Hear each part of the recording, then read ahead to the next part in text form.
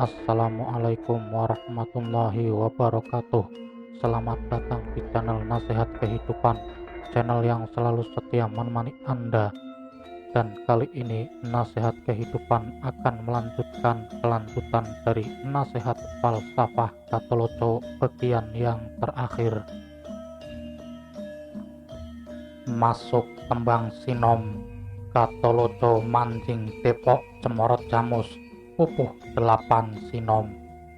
Yang sedang di asrama Retno Dewi Lupitwati lagio sekeco ngantikan dengan para ceti emban cantrik terperanjat ketika melihat atas adanya yang datang hanya sendirian.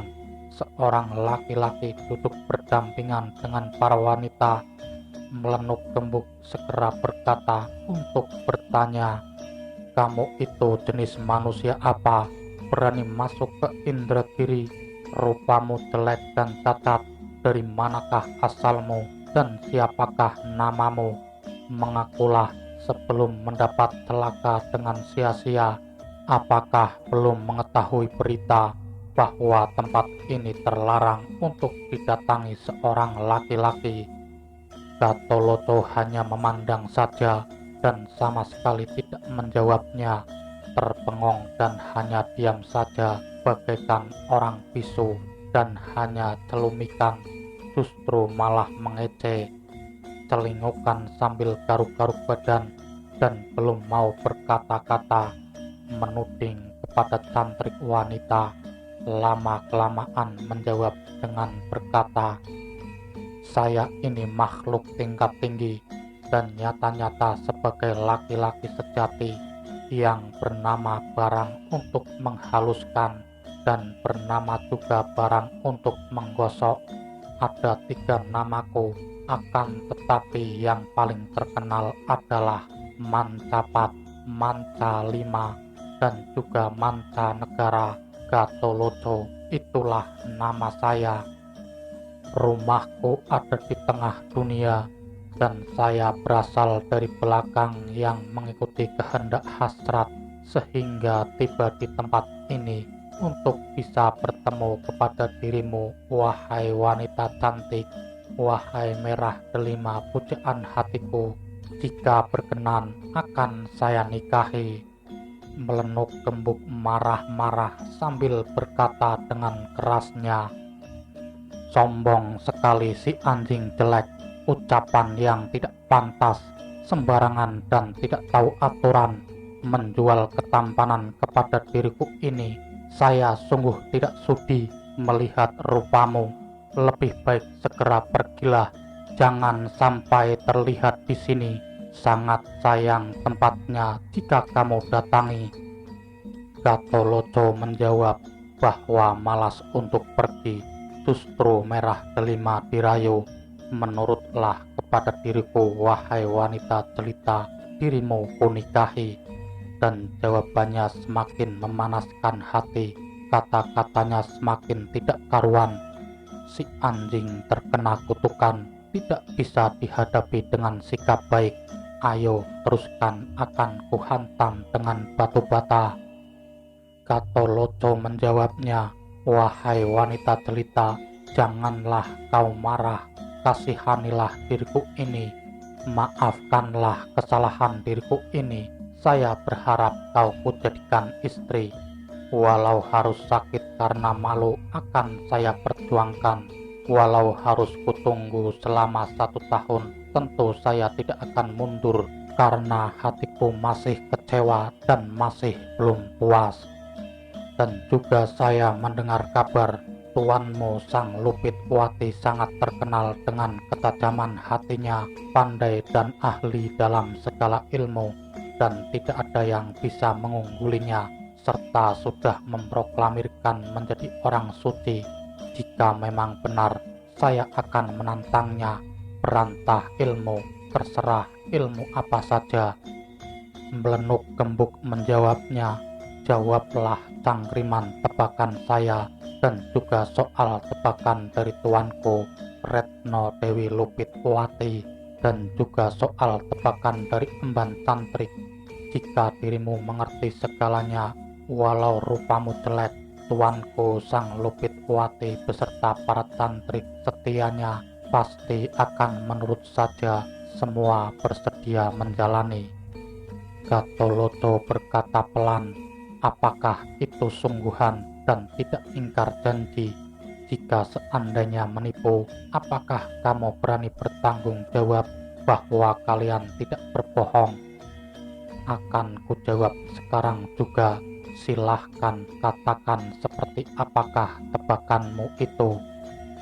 Melenuk Gembuk berkata, ada satu pohon besar, bercabang 4, berdaun 12, bunganya tidak terhitung, dan buahnya hanya satu, dan hanya satu saja untuk bisa tumbuh lagi, memutar ke 8 arah. Arah dari cabangnya itu pohon yang satu, sedangkan yang satunya lagi saya melihat kerbau, jumlahnya cuma ada 2, akan tetapi berkepala 3.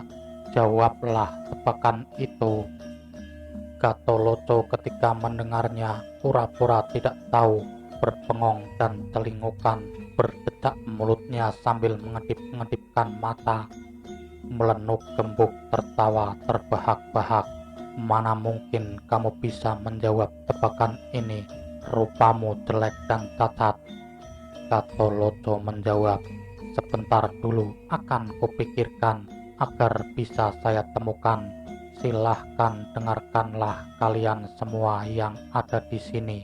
Akan saya tebak dan benar salahnya silahkan disaksikan. Akan tetapi jika salah, janganlah kalian menghina. Bismillah menebak tebakan milik wanita yang memikat hati. Pohon besar dan cuma satu, itu adalah dunia ini. Itulah maknanya bercabang 4, itu adalah kiblat. Berdaun 12, itu bulan dalam setahun. Tumbuh hanya satu bercabang 8, itu 1 tahun. Bunga yang tidak terbilang itu bintang, dan buahnya ada 2, itu adanya matahari dan rembulan. Dan juga yang satunya engkau melihat 2 ekor kerbau berkepala 3, itu sudah sewajarnya.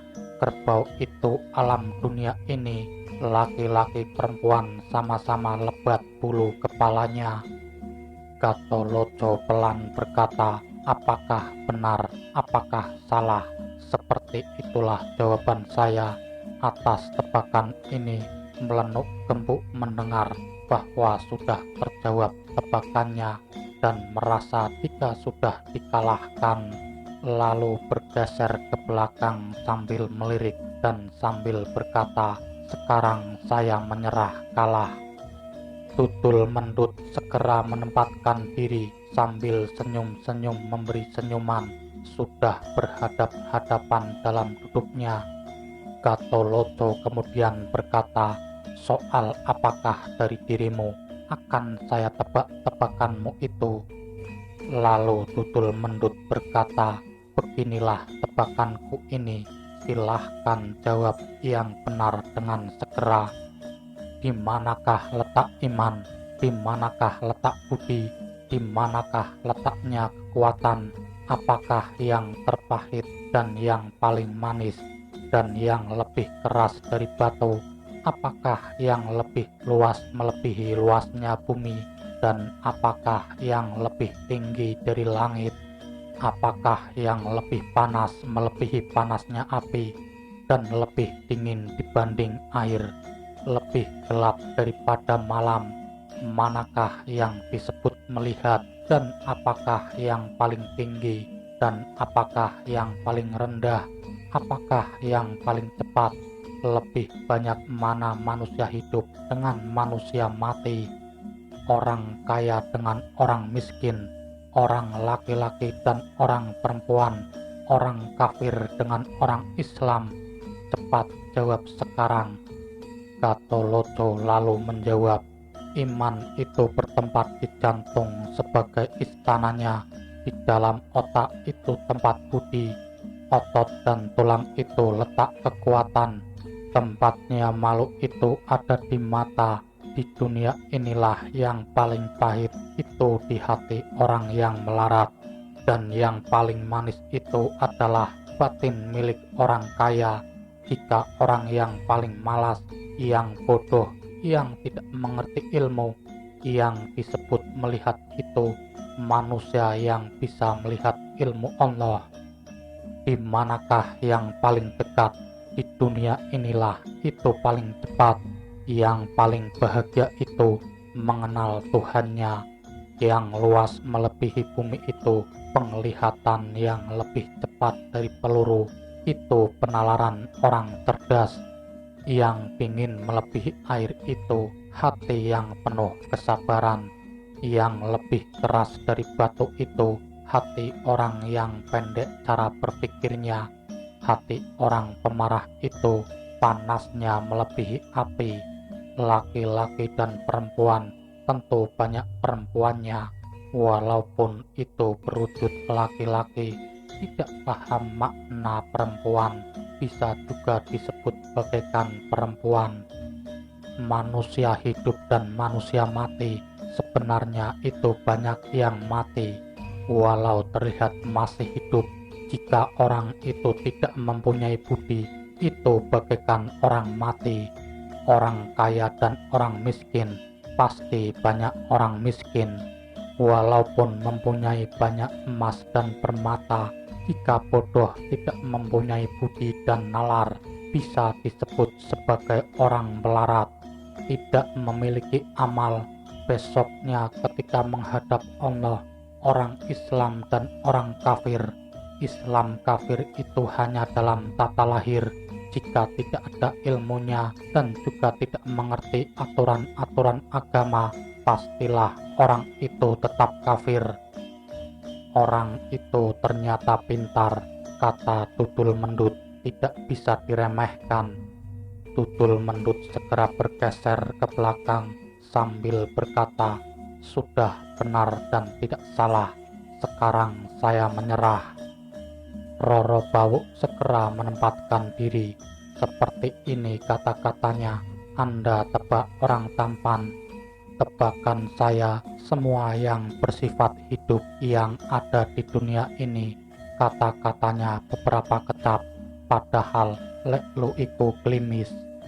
Gatolojo mendengarkannya, bergaya tidak paham, berbengong menoleh ke sana kemari sambil geleng-geleng kepala dan mengeluh. Roro Bawuk tertawa terbahak-bahak sambil menepuk pantatnya, bersikap sambil mengejek.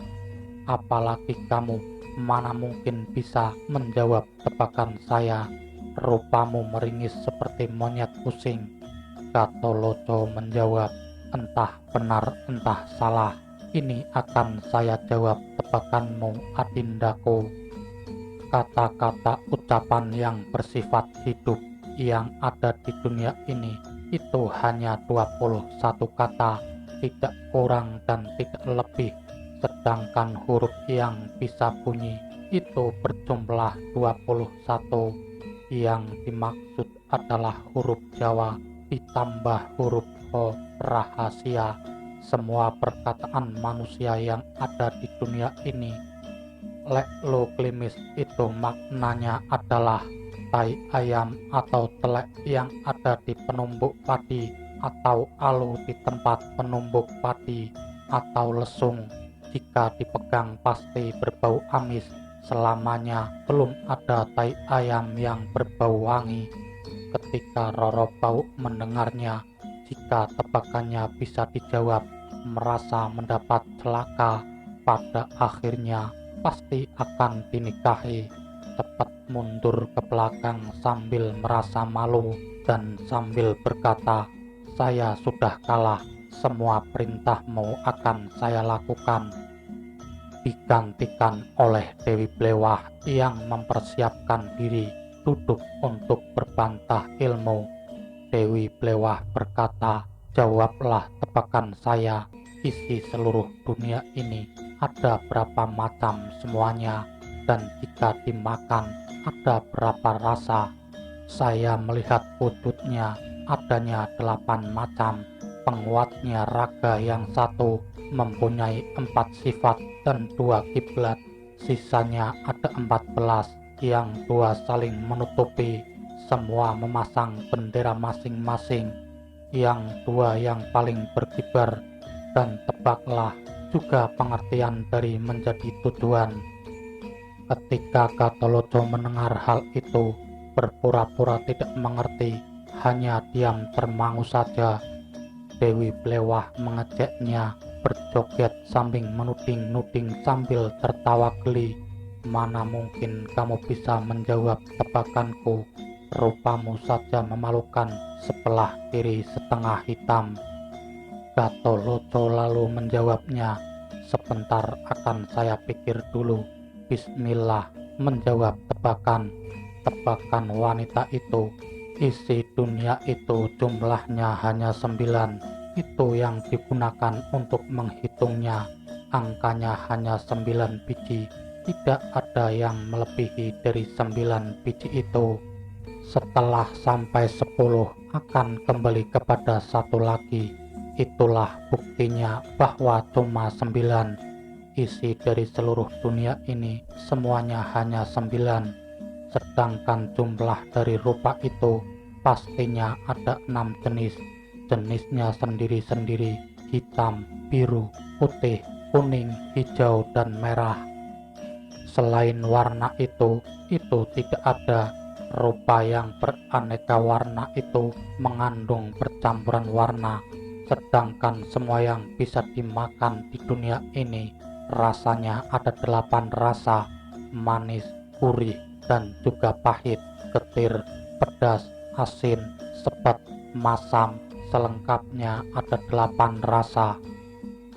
Kang loro tutup tinutup, itu bermakna beradu pantat, artinya itu adalah anjing yang sedang kawin, saling beradu pantat, berdiri di atas 8 kaki, kiblatnya hanya 2, menghadap utara dan selatan, dan mempunyai 4 sifat. Itu adalah ada 4 matanya, dan pintu lubangnya ada 14, mulut, hidung, dan telinga, dubur, dan kelamin. Jumlah semuanya ada 14 yang saling tutup menutupi. Terjepitnya kemaluannya, saling berkibar gerakannya. Sedangkan panji-panji bertautan itu adalah menggunakan 2 bendera yang bernama 2 ekornya, berkibar keduanya bagaikan bendera. Apakah benar, apakah salah? Seperti itu jawaban dari saya, segeralah beri jawabannya.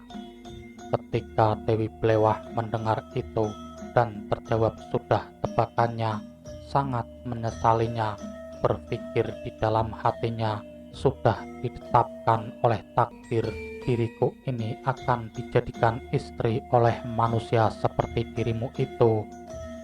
Opo keempat kinanti. Dewi Blewah kemudian mengundurkan diri dan berkata dengan manjanya, saya sudah merasa kalah, apapun kehendakmu akan saya lakukan. Saya hanya menurut saja dan tidak berniat untuk menghindar diri. Hanya tinggal bunga yang indah. Retno Dewi Lupitwati menempatkan diri, kemudian duduk untuk berbantah ilmu. Gatholoco dengan sopan berkata, engkau tinggal sendirian, emban dan tantrik sudah kalah berbantahan dan sudah mengundurkan diri. Engkau Dewi Lupitwati, apakah menurut ataukah melawan? Sebesar apapun kekuatan kepandaianmu akan saya tandingi. Retno Dewi Lupitwati berkata, apa yang kamu katakan itu? Jika kamu menuduhku menyerah, pastinya saya mengatakan menyerah. Jika kamu mengatakan saya melawan, memang itu yang sebenarnya, dan memang saya berani. Hanya ini tebakanku, jumlahnya ada 3 macam. Jawablah yang berada pada makna manusia yang melakukan pernikahan, dan apa makna wanita dan pria, dan maknanya bahwa itu berjodoh.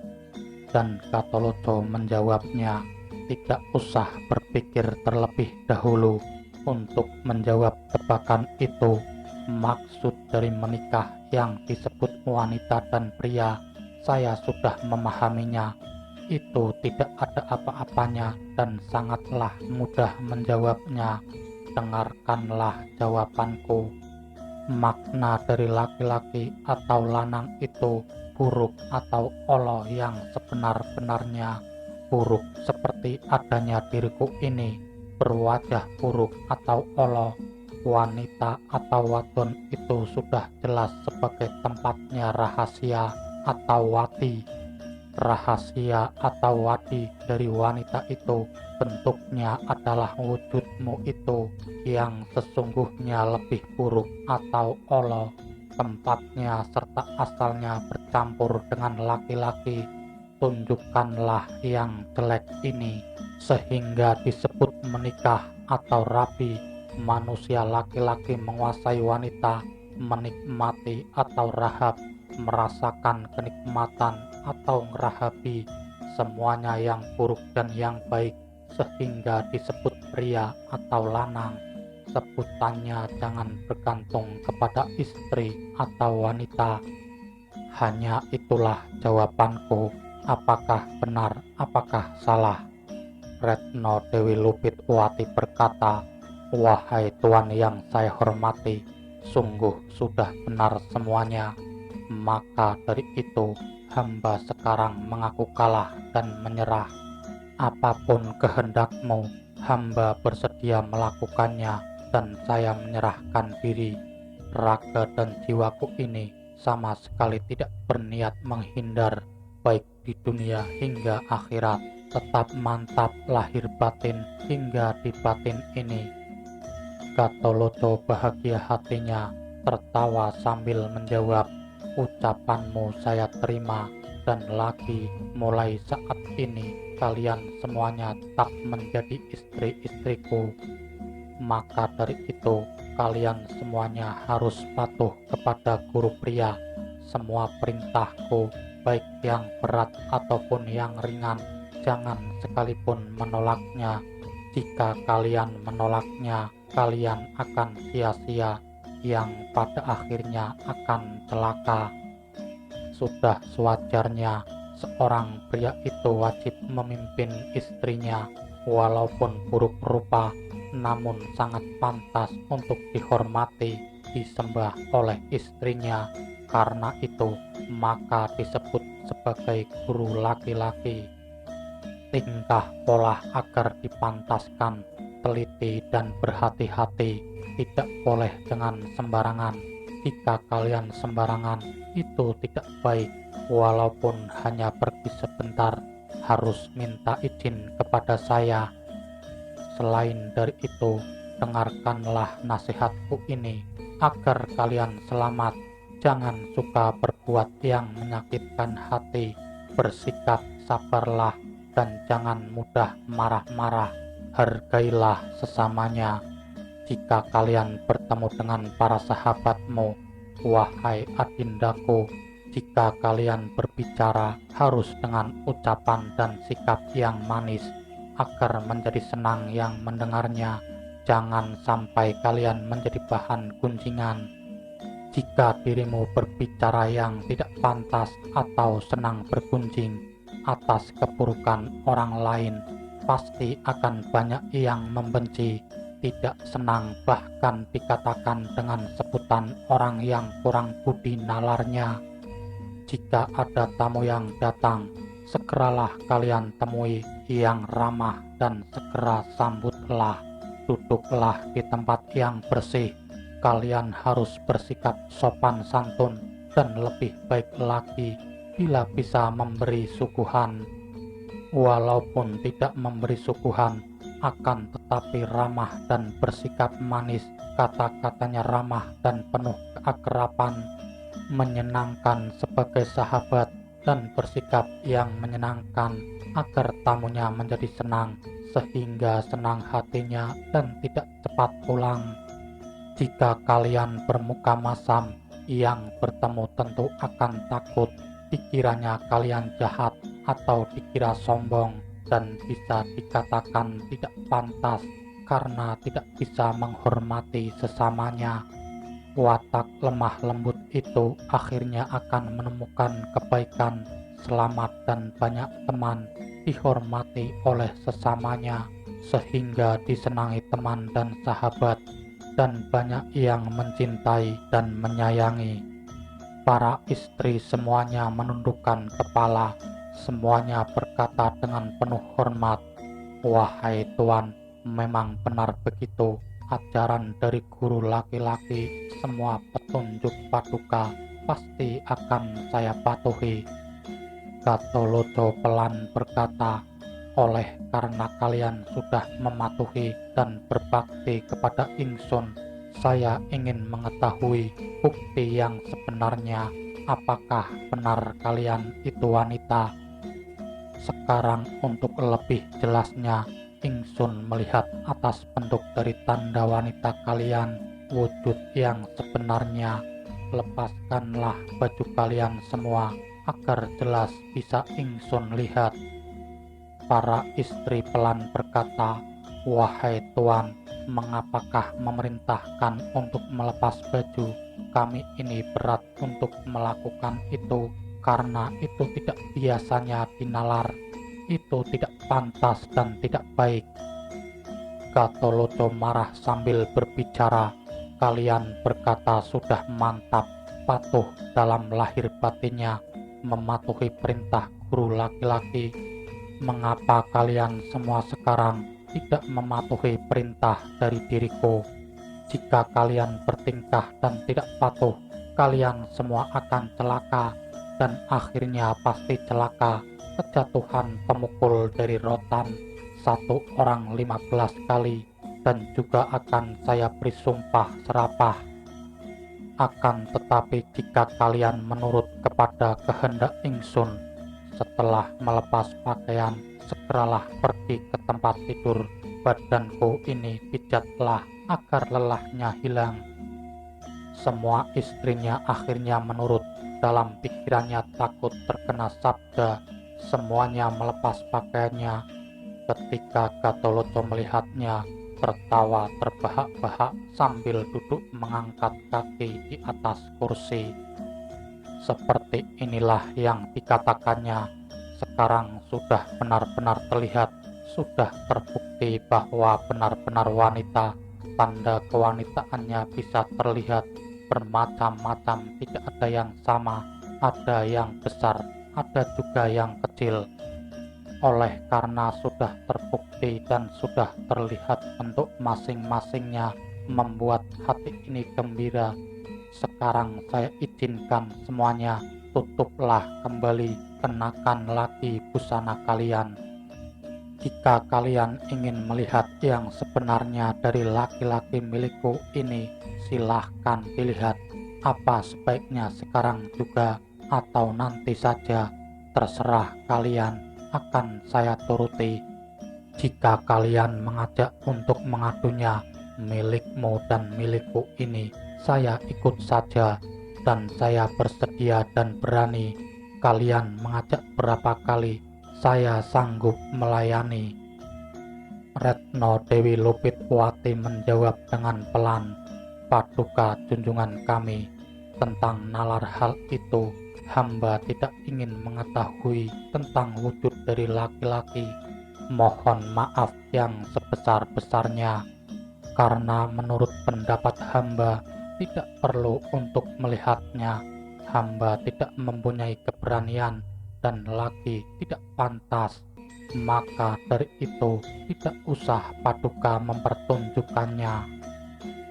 Gatoloco pelan berkata, "Wahai wanita jelita yang menyenangkan hati, yang ramah dan sederhana, dihiasi tingkah laku yang menyenangkan hati, nyanyian ini dengarkanlah untuk pelajaran bagi kalian, wahai wanita cantik. Wangsalan wulang wanudya atau petuah untuk wanita, pupuh ke-10 dendang gulo. Larangan besar bagi seorang wanita, jangan bertindak salah, dan harus mengetahui akhir perbuatannya, dan harus dipahami bahwa wanita itu banyak gangguannya, dan sekali berbuat salah akan terlihat selamanya. Sangat sulit untuk mengembalikan nama baiknya. Jika wanita telah berbuat nista, sama saja dirinya itu merusak dirinya sendiri hingga dunia menangisinya.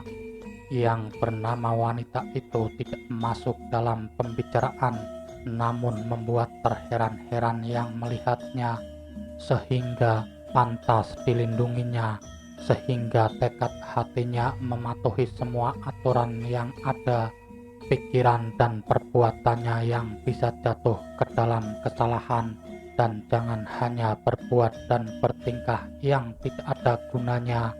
Ingatlah, bisa-bisa menimbulkan malu saja. Pikirkanlah atas akibatnya, bisa tanpa hasil dari perbuatan itu, dan hukuman dari Tuhan yang Maha Agung, bukan atas kehendak dari yang berbuat, itu jelas karena maha kuasanya. Ingat dan ingatlah, bagi manusia hidup, jangan hanya gila kewibawaan saja, walaupun kehendak raja hingga seluruh dunia bisa dikuasainya. Ada miskin, ada kaya, sudah biasa dalam hidup di dunia ini. Walau keturunan rakyat jelata yang miskin, jika baik kata-katanya, itu pantas kalian gunakan. Juga sesuaikanlah dengan keinginan hati, dan pandai-pandailah menyimpan rahasia, jangan sampai bisa diketahui orang lain. Jika kalian mematuhi nasihat ini, bagaikan menempatkan di surga ayah dan ibumu, hingga juga kepada kakek nenek, hingga selamanya dalam keselamatan. Para sahabat pun semakin akrab. Jika sampai terkena oleh godaan setan, segala sesuatu yang bisa menyesatkan. Yang dimaksud wanita cantik jelita itu bersifat utama, yang sudah terbuka pikirannya hingga menjadi cerdas, terampil atas semua keahlian, dan bisa merusak seluruh badan jika salah dalam tekad dan perbuatan.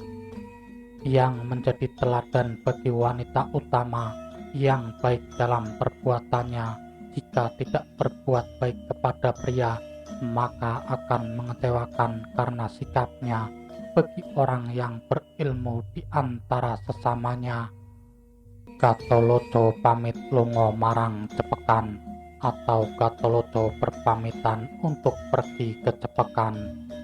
Retno Dewi Lupitwati mengatakan sangat berterima kasih atas nasihat ajaran Paduka dan mohon doa restunya, semoga didukung oleh badan hamba hingga kuat untuk melaksanakannya.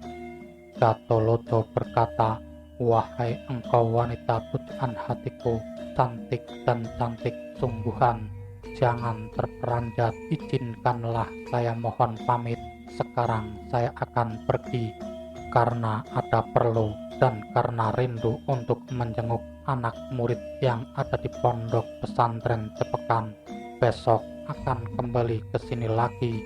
Kalian yang kutinggal semoga selalu dalam keselamatan. Lalu Gatoloco berangkat seorang diri. Tidak diceritakan kisah dalam perjalanannya, dikisahkan sudah tiba di pondok Cepekan ketika para murid melihat kepada siapa yang datang, senang hatinya, kemudian memberi penghormatan. Kedatangan Gatoloco di pondok pesantren Cepekan sangat senang hatinya karena melihat para murid sangat menghormatinya kepada guru yang sejati. Kemudian cepat naik ke langgar, bersalaman berganti-gantian. Setelah selesai bersalaman, para murid membuka pembicaraan. Selamatkah atas kedatangan Paduka? Gatoloco lalu menjawabnya, iya, atas doa dari kalian semua. Ingsun diberi keselamatan selama ingsun tinggal. Kalian semua wahai anak murid, apakah sehat semua? Para santri sangat bersenang hatinya. selamat atas berkah Tuhan sebagai lantaran dari Tuhan yang Maha Esa semua dalam keselamatan masih tetap bagaikan yang lalu. Lalu Gatholoco berkata, bagaimanakah ajaranku yang sudah kuajarkan? Apakah kalian masih ingat? Syukurlah jika tidak lupa. Jawaban para murid bahwa masih ingat. Hamba sangat ingat. Mohon agar dilanjutkan ajaran selanjutnya. Itu bagaimana? Gatholoco pelan berkata, permohonanmu saya penuhi. Kalian semua janganlah merasa khawatir. Pasti akan saya sambung lagi. Silahkan dengarkan bersama-sama. Ingsun memberi nasihat sekarang juga. Medharake banjure soal jawabing ilmu atau menjabarkan kelanjutan dari soal jawaban ilmu. Apa anugerah budi itu? Jawablah bahwa ada 3 macam beningnya cipta. Itu yang pertama, penalaran yang kedua, dan daya cipta itulah yang ketiga. Apakah anugerah roh itu? Jawab saja ada 3. Untuk yang pertama adalah hidup yang tidak menggunakan nyawa. Yang kedua adalah tidak memikirkan yang lainnya, hanya Allah saja yang ada. Itulah yang ketiga. Apa yang dimaksud tidak tercampur apapun? Jawab saja ada 3. Untuk yang pertama adalah hidup yang tidak menggunakan nyawa. Yang kedua adalah tidak memikirkan yang lainnya, hanya Allah saja yang ada. Itulah yang ketiga. Yang tidak tercampur apapun, hanya dialah Sang Wahdati Al-Wujudi. Anugerah kematian itu berapa? Jawab saja ada 3 macamnya. Yang pertama, tujuannya itu kepada siapa? Yang diharapkannya itu apa? Menghadap kepada siapa? Itu yang ketiga. Jika kalian ditanya, anugerah iman ada berapa? Jawablah, ada 3 jenisnya. Bersyukur itu yang pertama, tawakal itu yang kedua, sabar itulah yang ketiga. Berapakah anugerah tauhid?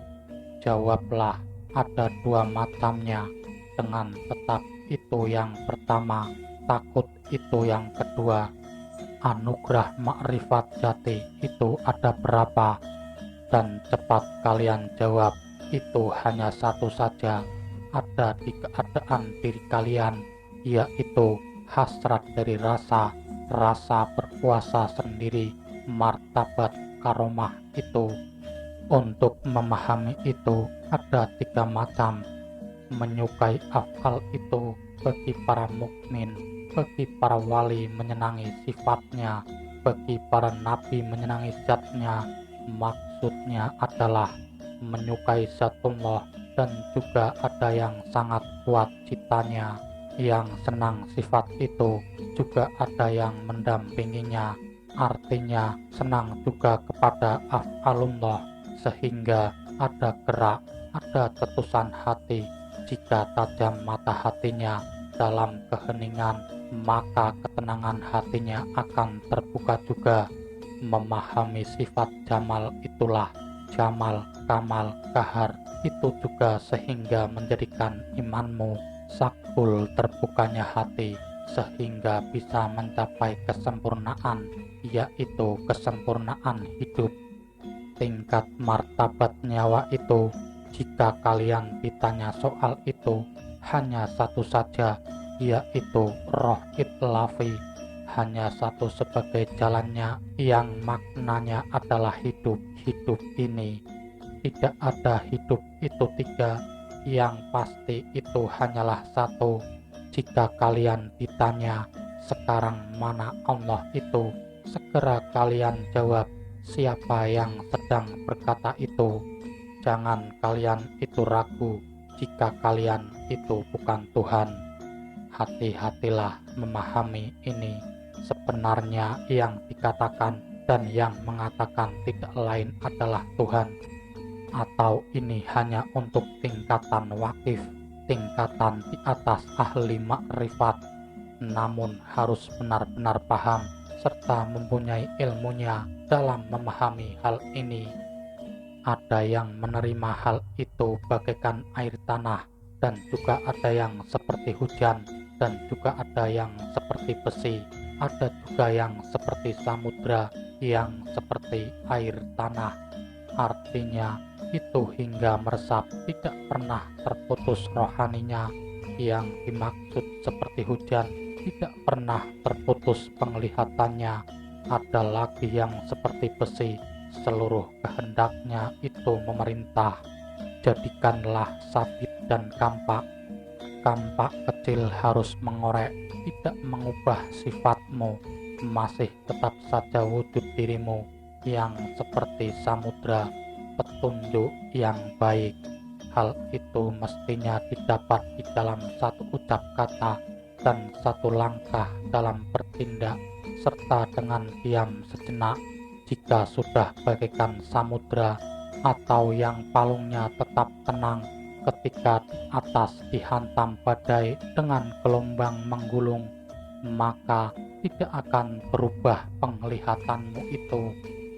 Kalian melihat pun dilihat, tidak ada dua penglihatan, tidak ada ucapan tiga bersamaan, sehingga sempurnalah sholatnya, memahami tujuan dari sembahyang, mengetahui tujuan dari beribadah, pasti benar dan tidak terkotori, dan memahami tujuan dari cetusan hatinya, memahami tujuan diamnya dirimu, memahami tujuan dari mendengar, memahami tujuan dari ucapan, memahami tujuan berdiri maupun duduk, memahami tujuan senang marah, memahami tujuan prihatin, memahami tujuan arah selatan, timur, ke utara dan ke barat. Itu memahami tujuan adanya arah bawah, memahami tujuan adanya arah atas, memahami tentang tengah, memahami tentang pinggir, paham tentang mati, paham tujuan dari hidup, paham tentang semua yang tergelar, yang merayap dan yang terbang tinggi. Tidak ada satupun yang meragukan dan paham tentang segalanya. Adanya ibarat ini, kalian semua jangan sekali-kali, anak muridku semuanya, kalian semua jangan sembarangan, pahamilah rasa dari sastra dan rahasia dari tulisan. Jangan kata-kata itu ditelan mentah-mentah. Sedangkan jika kalian sudah bisa memahami dan mengetahui, pegang dan yakinilah dengan sekuat-kuatnya. Jangan bingung tentang Tuhanmu, dan itu janganlah sembarangan. Gunakan perhitungan yang matang. Jangan hanya bisa berkata-kata saja, dan yang terpenting jangan disampaikan kepada orang yang hanya ahli syariat saja.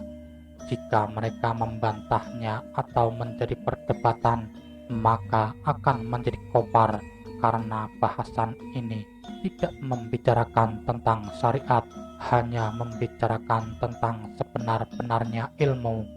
Yang gandeng dan yang terpisah sudah tidak masuk dalam hitungan lagi.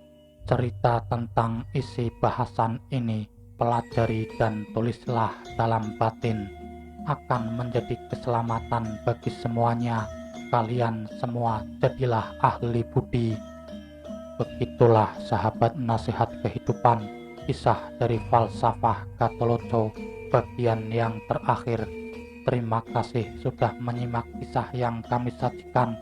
Semoga cerita ini bermanfaat bagi kita semua, dan nantikan kisah-kisah menarik lainnya. Wassalamualaikum warahmatullahi wabarakatuh.